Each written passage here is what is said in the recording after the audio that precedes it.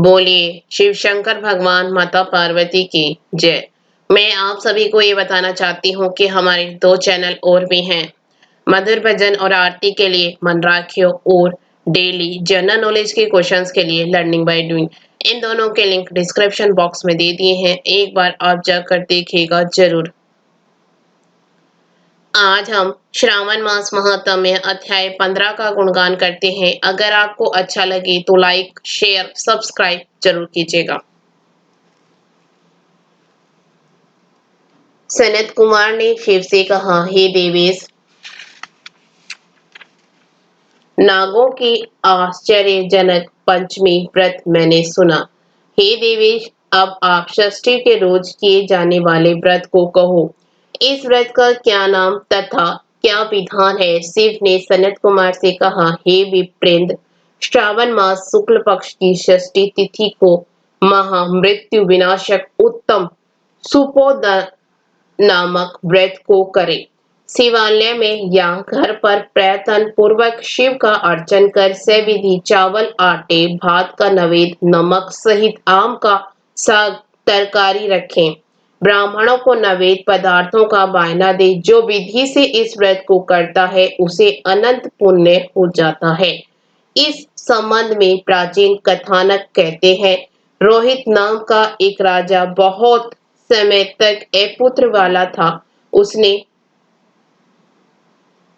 पुत्रार्थ अत्यंत कठिन तप किया। तप के प्रभाव से प्रकट हो ब्रह्मा ने उससे कहा, हे राजन, तेरे भाग्य में पुत्र है नहीं।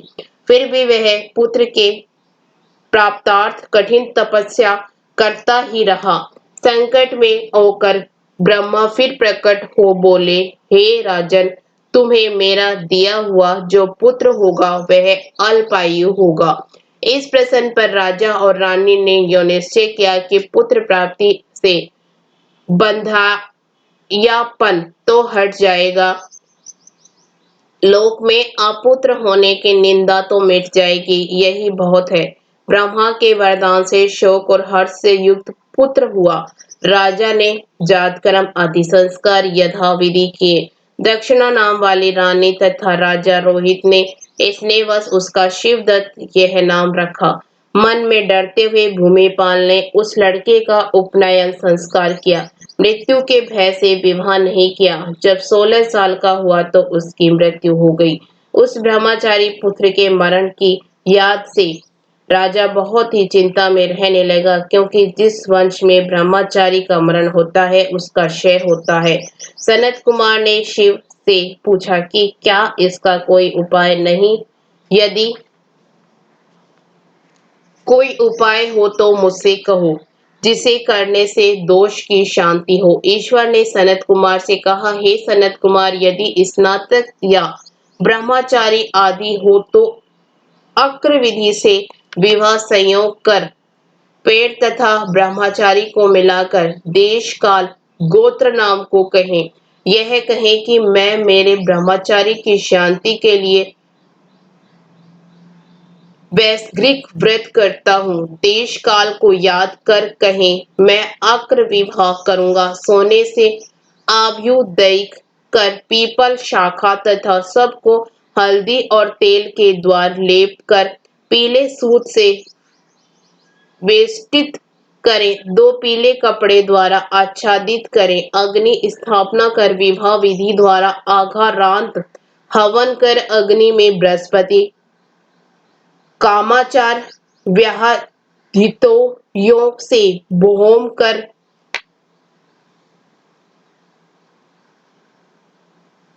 स्विष्ट कृत संज्ञक होम कर कर्म को समाप्त करें। यथाविधि पीपल की डाल तथा मृत सब को जला दें।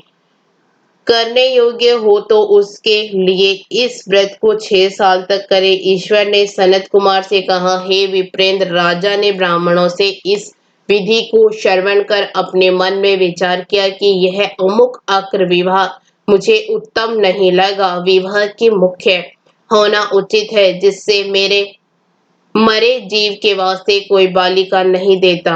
मैं राजा हूँ, जो कोई उसका अपनी लड़की देगा उसे मैं रतन तथा बहुत धन दूंगा। उसके नगर में एक ब्राह्मण रहता था, वह दूसरे देश गया हुआ था। उसकी प्रथम मृत पत्नी से एक लड़की थी, दूसरी विवाहिता स्त्री बहुत दुष्टा थी। उसने डाह से और बहुत द्रव्य के लाभ के कारण लड़की देने की इच्छा प्रकट की। उसने 1 लाख रुपया लेकर 10 साल की उस दीन बालक को मरे हुए राजा के लड़के के वास्ते दे दिया। उस बालक को लेकर वे सब नदी के किनारे शमशान में गए, वहां उस शव के साथ बालक का विवाह किया। मनुष्य लोग विधि पूर्वक शव के साथ संबंध कराकर जलाने को तैयार हुए।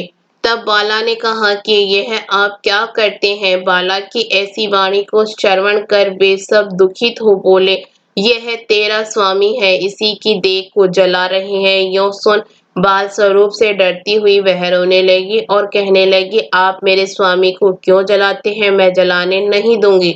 सब लोग जाए, अकेली मैं यहाँ रहूंगी। यह सब उठेंगे तब इसके साथ ही जाऊंगी। बालिका का ऐसा हठ देखकर सब करुणा से आदरचित हो चले गए। जो प्रारब्धवादी वृद्ध लोग थे, उन्होंने कहा, अहो अत्यंत कष्ट है, किसी का भावी कर्म नहीं जान सकते। दीन संरक्षक दयालु भगवान क्या करेंगे। निराश्रय बाला यह कन्या सापत्न्य भाव द्वारा दूसरी सौतेली माँ से बेची गई है। अतः कदाचित देव रक्षक हो, तभी इस बालिका को तथा इस मरे हुए राजकुमार को हमें जलाना नहीं चाहिए। यदि आप सबको हमारी बात अच्छी लगती हो तो हम यहाँ से घर चलें। ऐसा विचार कर सब अपने अपने घर लौट गए। वह भय विह्वल हो अकेली बालिका शिव और पार्वती की याद करती हुई बाल स्वभाव से न जानती हुई कि यह क्या है, यों कह विह्वल हुई। उसकी याद मात्र से करुणा परिपूर्ण सर्वज्ञ पार्वती और शंकर जल्दी वहां आ गए। तेज पुंज वृषभ पर सवार हुए। शंकर पार्वती को देखकर उसने प्रणाम किया, पर ये देवता हैं ऐसा उसको ज्ञान न था, तथा उसके आ जाने से उसे बहुत आश्वासन हुआ। वह उनसे बोली, क्या मेरे स्वामी उठेंगे या नहीं।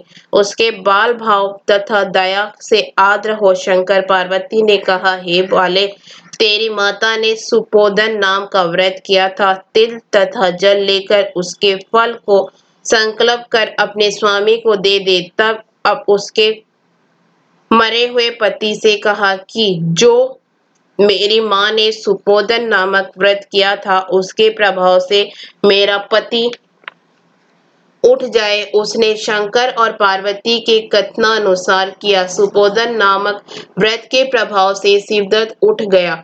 शंकर और पार्वती उस बालक को व्रतोपदेश देकर अंतर्ध्यान हो गए। श्री शंकर के जाने पर शिवदत्त ने उसी कन्या से पूछा, तुम कौन हो, मैं कैसे यहाँ आया। कन्या ने शिवदत्त से सारी कथा कह दी और इस प्रकार रात भी व्यतीत हो गई। सुबह हो जाने पर नदी के किनारे आए हुए प्राणियों ने राजा से सारी कथा कही। हे राजन, आपके पुत्र और पुत्र वधू नदी के किनारे हैं। प्रामाणिक विश्वसनीय मनुष्य ने इस वार्ता को श्रवण कर राजा अत्यंत प्रसन्न हो नगाड़ा बजवाता हुआ नदी के किनारे पर आया। सभी ने राजा की प्रसन्न होकर स्तुति की। हे राजन, आपका मरा लड़का फिर कालगृह से लौट आया। राजा ने पुत्र वधू की प्रशंसा की और कहा, मेरी स्तुति क्यों कर रहे हैं। मैं महान मंदभागी अधर्मी हूँ। मेरी यह पुत्र वधू सुभगा धन्य है। इसके सजीव पुण्य से यह मेरा लड़का जी उठा है। यों राजा ने पुत्रवधू की स्तुति की तथा उत्तम बीजों को दान द्वारा अर्चन किया।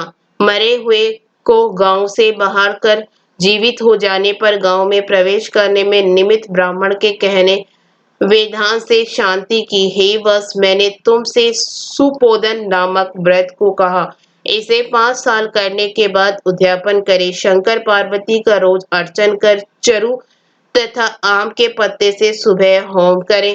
पूर्व विधान से व्रत में नवेद तथा बायना दे। इस तरह व्रत करने मात्र से प्राणी चिरायु पुत्र प्राप्त कर अंत में शिवपुर जाता है। इसके साथ ही 15वां अध्याय समाप्त हुआ।